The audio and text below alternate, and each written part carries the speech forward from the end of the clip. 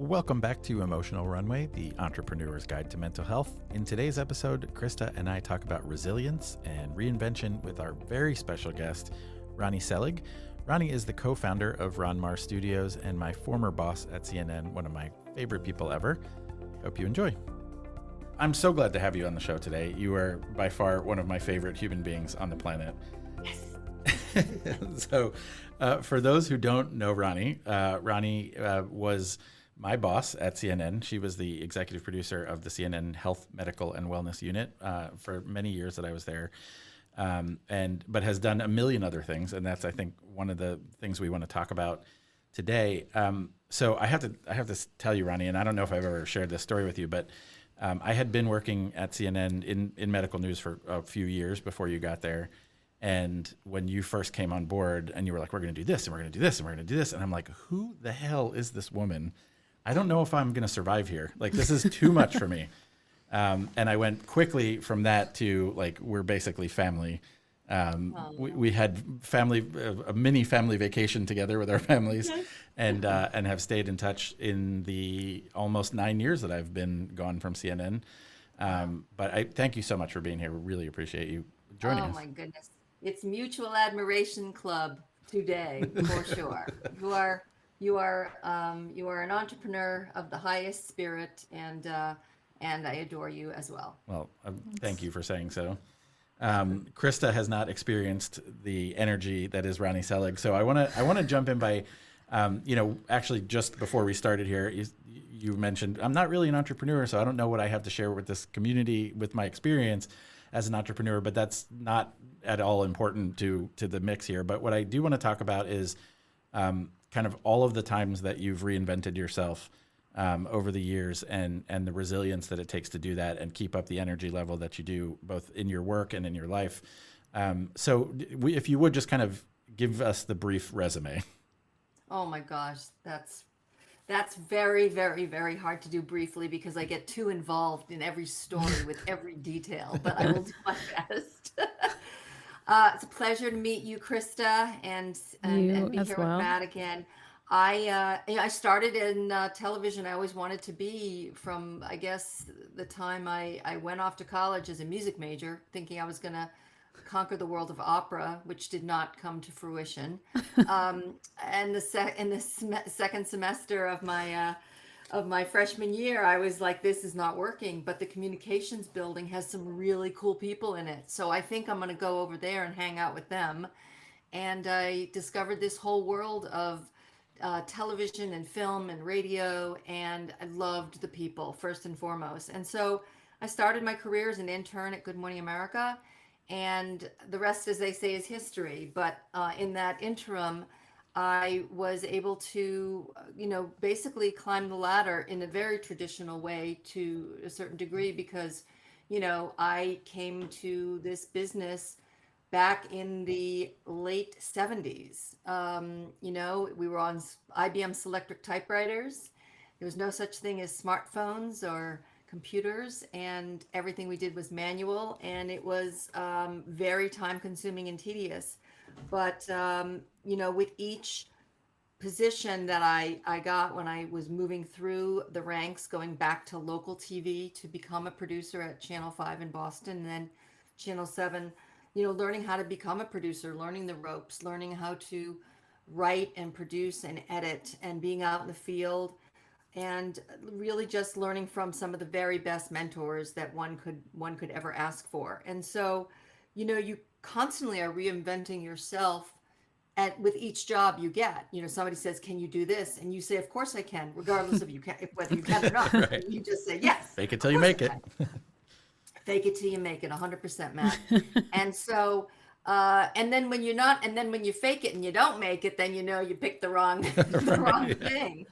And failure is definitely part of the climb. You don't always go up straight. You fall back.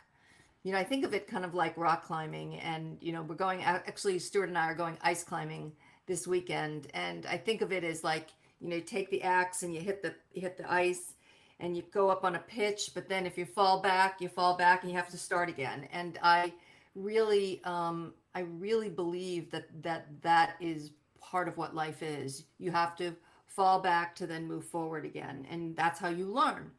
And so with every position, I went from being an associate producer to then being a producer to then traveling around the world for a year with my husband and seeing the world with backpacks on our back again in a non-digital age, and using American Express offices as our bank and our postal centers, and not speaking to our families for a good 6 months at a time, and coming back wondering what I was going to do. How was I going to reinvent myself at that point?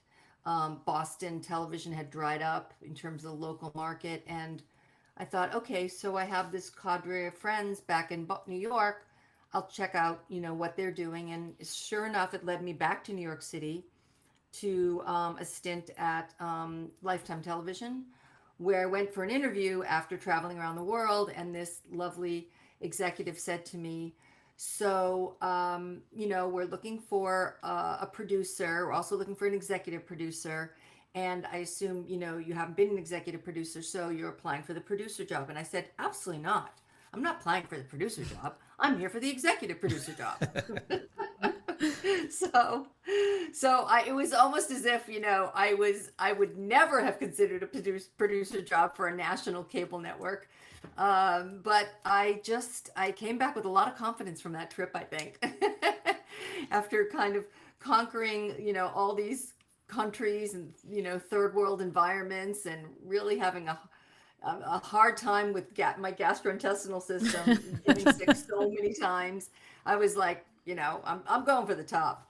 So sure enough, she gave me the job, and I, got to learn how to be an executive producer. But it wasn't really very easy, because my boss came into the control room for this show I was executive producing, and she saw that I was basically kind of doing everybody's jobs, and instead of letting the producers do their jobs. And she was commenting to me afterwards. She was like, you have producers to do those jobs. And at that point, it really sunk in. Yes, you got to let the people do their jobs. So all along in my career, whether I've been an executive or I've been an actual executive producer or producer, I've learned how to, not micromanage, and allow everybody who has a job to do their jobs. And so I went on to go back into, I was elevated to an executive position at Lifetime, which I did not like, because I couldn't make stuff, and I could only oversee people who were making things, and I didn't like that as much. So I went back and I got to produce Good Morning America, the show that I had been an intern on, which was so amazing. And that was really thrilling, and the hours were crazy. And you had to get up at 3 a.m. to be in the studio at 3:45 a.m. and run the show. And I rotated with a couple of other producers on a week-to-week basis, and that was really hard. I mean, that was hard. And I remember walking into that job, reinvention time, asking for help. How do I do this job? Even though I had known from an observational point of view, having been an assistant to the producers before, nobody really wanted to help me. It was kind of like, you dive off the high diving board, and you're going to either make it or you're going to break your body. And I did. I somehow, I just luckily forged ahead, and I remember we had a great first week. And my first week, they called it being in the pit. My first week in the pit, we beat the Today Show for the first time in I don't know how many weeks it was. And maybe that was just dumb, beginner's luck for me, but it kind of gave me a little bit of a sash of success. And so I was able to get some respect from my colleagues at that point. But like you see, Matt, I could go on and on and on. So No, it's it will. fascinating. And yeah, I mean, from there, and Regis and Who Wants to Be a Millionaire and the Rosie O'Donnell Show, and you produced on Broadway at one point, and then you ended up yes. back in news. But I didn't produce. I have to be clear. I did not produce Regis and Kelly or Millionaire. I was an executive at that Okay. point. I Well, was senior vice president of programming for Buena Vista. So But again, I toggle between the hands-on producing and the executive side, and the hands-on producing and the executive side, going back and forth and back and forth. And where I sit right now, I'm making stuff with my own company, with Ronmar Studios. Now I'm really fully entrenched in completely making things. And we have to be our own executives, but then we also have to be like the PAs on the show, running around getting craft services. So Yeah, welcome to we being an are entrepreneur. You get to do every job. exactly, and I kind of like it. Yeah, I mean, So it's, and I likened it to, in previous episodes, I talked about my previous life in TV, and it was like, we went to go cover these, horrible stories or major stories, and, you get dropped in somewhere, and, you would tell me, or whoever was sending us there would tell me, look, figure it out. Like, there's no help from here. So where are you sleeping? How are you getting around? What stories are you going to tell? How are you going to get them on TV? And that's, I mean, it trained me well for entrepreneurship, because you just figure it out. Like, there's no rule book. And, but all that to say, I think the crux of all this, for us and what we're talking about on this show is that, it's hard, and there's a lot of hardship involved in it. Sometimes a lot of people make it look easy, but there's a lot of, sleepless nights and a lot of strife to get there. And I'm sure these careers were all the same. it's true. It is all the same. And then also what happens is that not only are the jobs themselves difficult to, first of all, to get and maintain, but then you have this thing called life. You've got this whole other thing, which, if you want to have some semblance of a life and not just work, you have to figure out how you're going to balance that. Mm-hmm. And I would say I tried really hard to balance, but I don't think I did a very good job. I think more of my time was spent working, and working 100-hour work weeks, especially at GMA, when, it was, around the clock. And then, of course, at CNN, where it was really around the clock, and you could never be untethered to your phone. I mean, you had to always, as you know, Matt, always, always, always, especially when we started with getting phones, in the early days. The Blackberries. It was, Dating yeah, the yourself. BlackBerry, right? You were 100% on it. So I think that I'm hoping that, today's younger generations are learning a little bit more about somewhat of a balance, because, you end up at a different, forks in the road in your life about certain jobs that you should or shouldn't take, that they look very juicy and they look sparkly and they look, oh, wow, this is going to be a really great job for me professionally, but then it's going to destroy my personal life. Yeah. And that is unfortunately a choice that we all have to make at different times in our lives. And I think, we've heard a lot about people in news who've gotten divorced, because of the relentlessness of the responsibilities that, those jobs hold. But, at some point, you do decide if it's worth it or not. And Yeah. that's something that that's a very individualized decision. It's like a medical decision.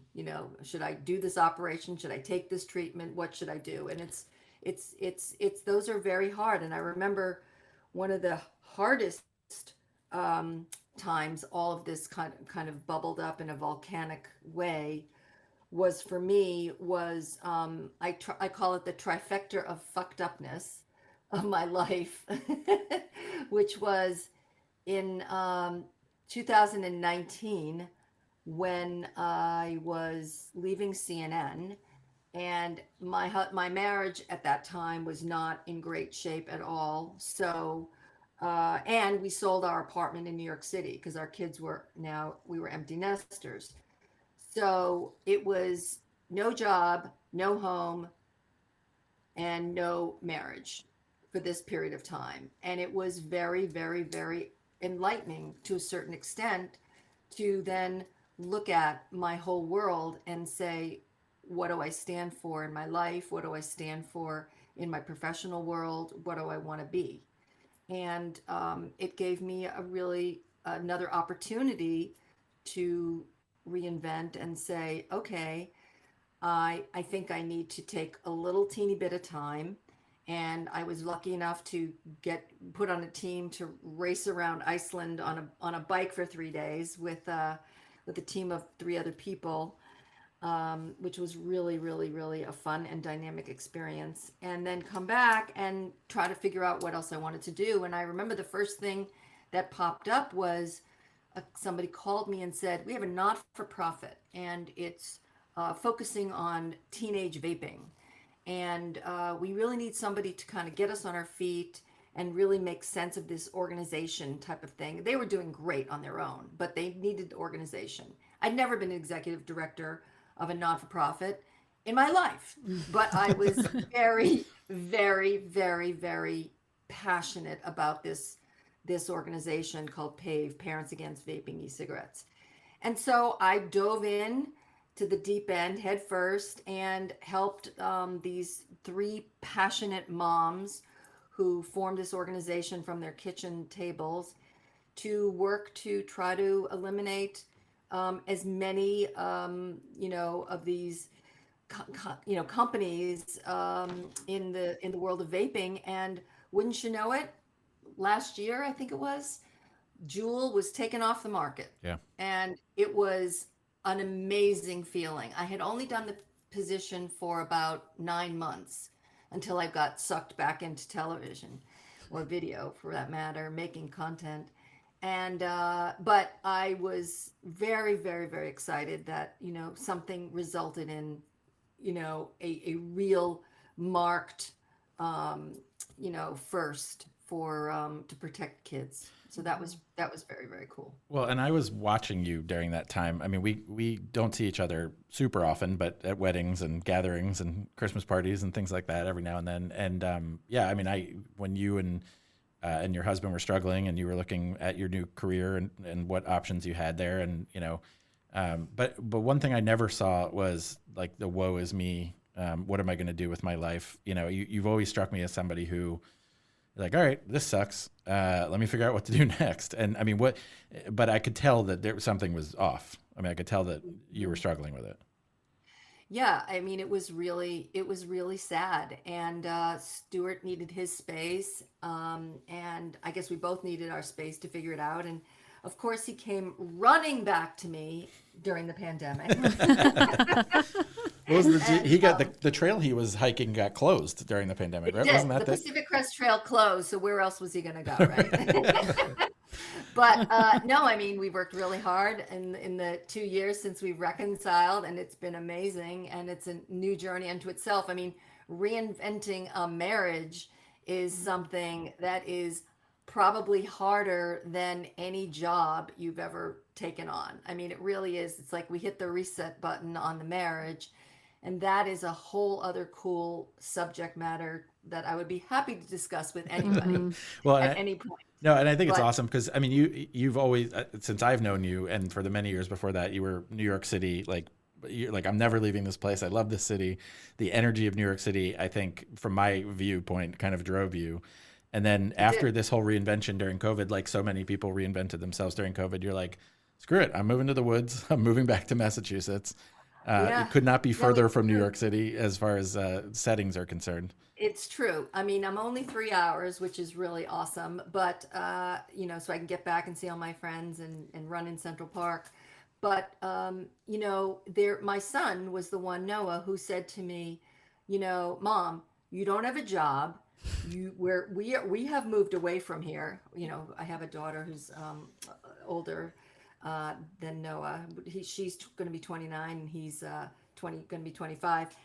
Why are you here? Why are you here in New York in the middle of a pandemic? And you don't even own your own home anymore. And I was like, oh, like my kid right in my face, like saying to me, they'll do that. What are you reality doing check? Here? Completely, right? So I listened to him and we went, apartment hunting or house hunting for a rental, and we found a place which we eventually, purchased, but it was really daunting, and I am in a very different place right now. And I am very appreciative of the change and very appreciative of what I had and what I think I could go back to if I ever wanted to. But life is, very windy, and it's ups and it's downs, and it's something really to behold when you can take a step back and look at what your values are. What are your values? And everybody needs to evaluate what their own values are. And mine certainly have, changed. And it's for me right now, it's all about my relationships with all the people in my life and getting to know new people. And it's, I live in a co-housing community here in Northampton, which is really kooky. And it's just, it's very different. Everybody like kind of is in each other's business and knows what's going on in each other's lives. And we have like common meals together and do common activities together. And it's very different. But it was an instant community for me when we moved here. So that was cool. So yeah, I mean, the idea of resilience, I mean, that is what we have to teach our kids. Resilience. You fall down, you get back up. Yeah. And the question is, how hurt are you when you fell down? And how much healing do you need when you get back up? Do you need medical care or do you not need medical care? Are we going to the hospital do you need today comfort care or do you not need comfort care? Yeah. You need a lollipop, you're not, So like what damage, what shape are we in when we do crash? And that's something that is, I think, an incredible lesson. And the be kind message is to me the best message right now in life. Just be kind. There's no reason not to be. Somebody else is going to step ahead of you in line. Let them step ahead of you. Who cares? And well, and that's something I've always admired about you, is that, we were in a tough industry where it is kill or be killed. It's very cutthroat. Everybody's stepping on each other, and you never had that. I mean, you always made sure that everybody got their fair shake and that everybody, was given the opportunities to do the things. And it wasn't, this one's better than that one, so that one gets all the opportunity, which was very cool. It was very cool to be a part of the team that you ran, which was, you can be as anything you're capable of doing, I will let you do. And you, some crazy stuff. I mean, you let me go get on a boat and chase somebody swimming from Cuba to Florida for 3 years. We followed that story. That is so true, Matt. That is so true. And look how amazing it worked out. I mean, she's getting a feature film made about her. I know. We're talking about, for those who don't know, we're talking about Diana Nyad, who swam from Cuba to Florida, 105 miles. And Roni let me go get on a plane, and 70 times probably I went down to Key West and went to Cuba a couple times and followed this story. It took her 3 years to accomplish this goal. And much to probably your supervisor's dismay, we kept spending money on this documentary, but we got. Oh yeah, no, I thought I was going to be fired easily I kept on the story. Like, why do we keep renting boats in the Bahamas? This doesn't seem like a news story, but. No, it's true. It's, you just have to kind of sometimes go with your gut, right? And just know that, it's either going to pan out or it's not. And we believed in her, and you did an amazing job. I mean, that whole success is attributed to your stick to itiveness and you really believing in it too. And that took a lot of energy. So, you are really you took the lead on that, Matt, and did an amazing job. So kudos to you. Well, thank you. And I guess the point I was trying to make is you let me take the lead on that, and you let me sink or swim, no pun intended, on that one. And it was the first documentary I had ever done. But you gently suggested, hey, let's maybe get somebody in here who actually knows how to produce a documentary to help you. And Jen, my co-producer on that one, was incredible and was able to guide me on that as well. But no, I mean, I think it's amazing to watch. I have to say, I think, and I've told you this off the air too, I think it's like so amazing that you and Stuart are getting up at 5 o'clock in the morning to go be lifeguards at your local YMCA because they didn't have enough people to do it. That's right. That's amazing. They didn't have enough people, and I'm a swimmer too because I'm a triathlete, as Matt well knows. Oh, we're going to talk about it. They pooled it was the pandemic and they couldn't get lifeguards. And I was like, I got to swim. So I'm going to go become a lifeguard. So, yeah. So there you go. Speaking of reinventing yourself, at 54 years old, you did your first Ironman. Or no, it wasn't your I first Ironman. No, no, was I 54 or 56? I don't remember, I but think I was turning 56. either way, I found myself in Kona watching you do the Ironman World Championship. Yeah, thanks to Sanjay. Yeah, That's all. That was all thanks to him because he was the one who suggested it to the folks at Ironman who wanted him to be the racer. yeah. He was like, He's like, no well, I thanks. don't have the time to actually train for this full time the way most people do. But why don't you have my producer do it? So we convinced Ironman to let me write about it for CNN.com. And I wrote how many 6 articles Yeah. about the road to Kona. And it actually turned out to be a pretty good series, I must say, about what goes on in terms of training. But Matt, you were there the whole time, all the way. I did the work in terms of the training, and it was super, super hard, but it was so worth it. Oh, And I mean, it was one of the greatest days of my life, I well, have to say. there was a good like 10-hour stretch in there where you were out like biking and swimming and running, and we were all like, I'm going to go take a nap because she's not going to be here for a while. So yeah, no, you definitely did the work on that one. But 14 hours later. yeah, right, exactly. Yeah, no, I mean, and I think again back to sort of what it's been amazing to watch you do is you've never really shied away from a challenge, and I think that's where Krista and I talk about this all the time is like you put so much of your energy into what we're doing as entrepreneurs, what you're doing now in your own studio. And sometimes I think your identity gets wrapped up in it. And you and I mean, I had this when I resigned, I had to resign to you. You were my boss at the time. I took a leap. You've taken a leap now, but the part of that is wrapped up in that is that you're putting your own identity on the line. Like if whatever story I didn't really reflect on whether I did it or not, it was CNN, and CNN's reputation that got us a lot of this stuff. But when it's your own business and it's your own name on it,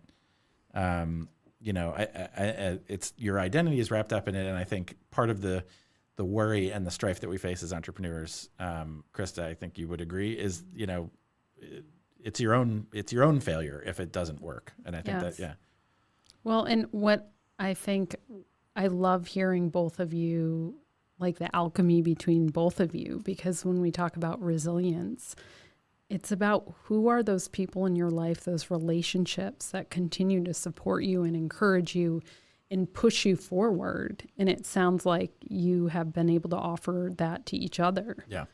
Well, something I have to admit to you, Roni, is that when I was in a dark place, part of what kept, this sounds so dumb, I can't even believe I'm talking about it. I might start crying. It's not dumb. It's not that, well, but one of the things that kept me going was I didn't want you to see that I failed. And I don't know why that was a thing for me, but I was like, I can't disappoint her because you have been one of my biggest cheerleaders and saying like, this is so awesome. You're doing great. Keep going. But she believes in you. No, I know that. And and of course you would never have said like, well, way to go. You failed. But like that, I don't know. It's a weird thing to admit, but like that was one of the things that I really struggled with was like, who am I letting down if I let this thing down? And it's of course my staff and my family and all that, but you were one of the ones that I was like, I can't let her down because she believed in me. I wish I had known you were in this dark place. I would have talked to you off the ledge. Well, no, but this is the point, right? Nobody knew because I wasn't talking about it, and that's what I'm trying to to do now. I could only start talking about it when I was on the upswing, when I was out of my own head, when I was committed to getting better and fixing the problem. Because when I was in the depths of it, I just wasn't in a place where I could reach out for help. And there's a lot of shame. Of course. Well, that's right? exactly it. Yeah. The shame prevents, and shame grows in secrecy, Yeah. right? So until you say something, I mean. Well, and that's the whole reason we're doing this, right? Is to bring this out into the open, to say you're not alone. I mean, just talking to other business owners and hearing like, oh yeah, no, I was there. Oh, my business did actually fail and I survived. Or, I went through that same thing and one day, we couldn't pay payroll and the next day we had $1 million in the bank and you just have to keep going and it's not easy a lot of the time. But I mean, that's the whole purpose of this is just to talk about it. And, when I put myself out there, I didn't say like, I have this great plan and here's what we're going to do. I just was like, I'm going to put myself out there and see what happens. And this is the result of that, which has been amazing. The community that's starting to build around this topic, the fact that you and I have connected and, you have all these ideas and I have all these ideas and Amanda's getting involved and she's has a lot of ideas. We're going to do retreats, by the way. That came up on the last, yeah, apparently. I don't know. It was my wife's idea and I love it. I think it'll be awesome, but we're not quite there yet. One of the things, though, the other thing I want to talk about, because this is obviously a big one for you, is exercise and physical activity, because I think that's so important. Not even for getting your weight down or your cholesterol down, but just for keeping your brain right. And I think that's a big part of it for you. I don't want to put words in your mouth, but I think a big part of the reason you exercise and do Ironman triathletes and other things is because it helps get you in the right headspace. Right. Well, I will tell you, I had lost a job. Was at Oxygen Network. I had, it was 2005 or 4, I believe. And I had been there since 1999 to 2004. And the network was doing poorly and distribution wasn't great and they were going to sell it. And so I had never, ever been laid off from a job before. This was a biggie for me. And I remember, having to lay off my whole staff of my production, which was like 35, 40 people, and then basically having to lay off myself because I was told by management that, this show's going away and this, we don't have the room for you anymore. And that was so devastating because up to that point, and I had small children, I thought that my whole life I was a television producer. That's who I was. And I could not believe that this was happening. I was probably in my early 40s and I didn't know where I was going to go. And I started freelancing a little bit at the time. And I remember walking into this bodega right near our apartment on the Upper West Side. And I saw this pamphlet for Team in Training. And it was for non-Hodgkin's lymphoma, a charity organization to raise money through doing a triathlon for this Leukemia Lymphoma Society. And something happened when the pamphlet like popped out, like almost like 3D popped out at me. And my father had recently passed of non-Hodgkin's lymphoma. So I grabbed this pamphlet. I went to an introductory meeting. I signed up for a race and I trained for it. The week before the race, I broke my foot in a training exercise in a pool with another swimmer. Believe it or not, you can break your foot underwater, which sounds so stupid, but it happened. And I had to postpone until the following fall. But finally, when I got there to this race, and then I remember crossing the finish line and seeing my whole family there, I went through and I say, yes, this is it. This is my thing right now. And it was like love at first sight for a sport that I had never had any experience in before, except for doing these 3 things separately. And it totally changed my life. And I got into it exactly what you're saying, because mentally I was thinking of my father and wanting to do something in his memory and something for this cancer charity. And that was it.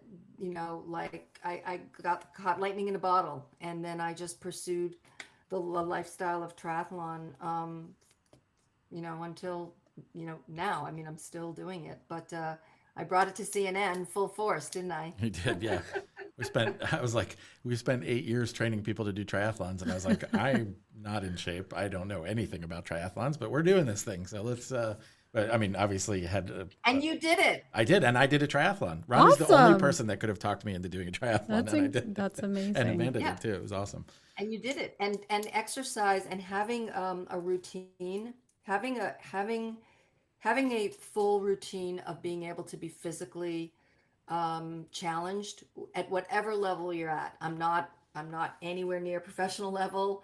I'm not even an elite status level athlete, but I do what I can do, and I have a very rigorous, you know, training plan. I have always had coaches, and I really, really feel it helps me mentally and physically balance myself. And, you know, they say if you're ever feeling really depressed, you know, put on your shoes, get out there, walk or run or something, and it will elevate your you know, your mood. Endorphins. And it definitely works. I don't know, Krista, I know there's a lot of science about behind that, but Yeah, and you make a good point. Our mind and our body are connected. So if you're trying to improve your mental state, go move your body. If you're trying to improve, you know, the way your body looks, you know, a lot of times that's, you know, you have to go through your thoughts to do that, you know. Yeah, that's a huge piece of it. and having somebody who you can do it with so that you're accountable to each other, to That me, partner. is even more of a gift. So get somebody who's a friend or a group, and you are accountable to each other, and I always thought it made a difference. And your BlackBerry didn't work in the pool, so that helped. No, it did not. Although you probably The tried. iPhone does, though. Oh, does it? Yeah, I was going to say, you probably tried once or twice. You mentioned just in your earlier story about layoffs, and it's something I want to talk about just a little bit. Obviously, depending on when this episode airs, you know, a few weeks ago, there was a massive round of layoffs at our former employer at CNN. Yeah. A lot of people that we knew, a lot of people that I worked with from the time I was an intern got laid off. And that's a really hard one. And, you know, I think it's something I wanted to, it really struck me just watching all these people post on Facebook and LinkedIn and just kind of coming to terms with it publicly. You know, layoffs are difficult because it's not really anything you did. So it's hard to say like, well, if I had just been better at my job, that wouldn't have happened. You know, and so I think that's something I'm sort of struggling with is, you know, as hard as it is to be an entrepreneur, I make that decision, right? I control my destiny. It's out of your control. That's the hardest part, right? Yeah. With layoff. Yeah. What was that like watching from afar? I mean, I know what it was for me. Well, watching from afar wasn't that far because it happened to me. I mean, I was part of the earlier wave of buyouts, layoffs, whatever you want to call it, in 2019, where there was an offering for anybody who was 55 and older and had been at the company for 10 years. You have a choice. You can stay and roll the dice because there may be changes, or you can take a package. And I didn't have a clue what to do. And I was really, really upset because in my career, I had seen this happen a couple of times to other people. And I always used to say, oh my God, those poor old people, what are they going to do next? And then it was me. And I was like, what the fuck? And I was, wait a minute, I'm really that age? That is me? Yes, that is me. And so when this recent round happened, I know it wasn't in the, you know, the 55 plus category buyout situation, but it certainly was as painful for these folks as it was for me. I'm sure of it. And, you know, hopefully a lot of these folks are going to be able to find other opportunities, whether it be in Atlanta or if they have to move like you did, Matt. I mean, you know, moving isn't a bad thing. You know, if you're able to just pull up your bootstraps and say, you know what, I still need to work for another 25 years because I have these small children or whatever it is. I really need to make it a living. Then you know what? You get with your family, you get support, you figure it out, and you make the moves as best as you can for sustenance and sustainability in your life. And it is very, very painful. There's no way you cannot think of yourself as being rejected. Right. Even though it's the bottom line. But why did they choose me? Why didn't they choose somebody else? You know, there's not necessarily a rhyme or reason to it, but one cannot think that there is, that they chose me over somebody else. And it's a very, very, very embarrassing and painful time. And all you have to do is just say, okay, I'm going to mourn this loss. And you should totally mourn it. I definitely mourned my loss of CNN. I was not ready to leave, not at all. I had a lot more plans and bigger ideas. That said, you just take yourself and you turn the corner, you exhale, you do what you need to do, and then you reimagine what the next chapter, the next road, the next race, the whatever it is looks like. And do it with people you care about and do it with people you like. And if it's being an entrepreneur and going it alone, awesome. If you can do that. I wouldn't be in the position with Ron Mar Studios if it wasn't for the Mar from Ron Mar. My partner, Marcy Muley, is a magnificent producer, creator, business mind, organized beyond belief. And, she complements all the skills that I have not had. And as a journalist, working for a very long time in media, I never really had to, do pro formas or do budgets or, from scratch for big companies and whatnot. I mean, they would say to me, here's how much money you have to spend. Don't go over, right? That would be what it was. Yeah. And sometimes we did go over. Yeah. But the point is that, you've got legal, you've got accounting, you've got, business plans to do. And these are all things that, I didn't know how to do. And she's been amazing. And, I'm learning a lot from her. So, I'm pretty lucky in that respect. And also to have such a creative person to do it with. But if you don't go alone independently, then, you can reinvent yourself sometimes in other businesses. And I've seen that happen in our industry a lot, where people say, okay, hanging up the journalism or the news hat or whatever it is, and go for something else. So I think it's got to be seen as an opportunity as opposed to a death march, because it's so upsetting. I've seen an equal number of people being like, I'm excited about the next chapter. I don't know if it's a front, maybe some of them are, but I've talked to a couple of them offline, and, they've said, look, there was no way I was going to leave on my own. I had it too good. So this was the push I needed, and I'm excited, and I've had all these ideas that I wanted to do. And so it'll be really interesting to see how that happens. Are you enjoying it, the entrepreneurship journey? Yeah.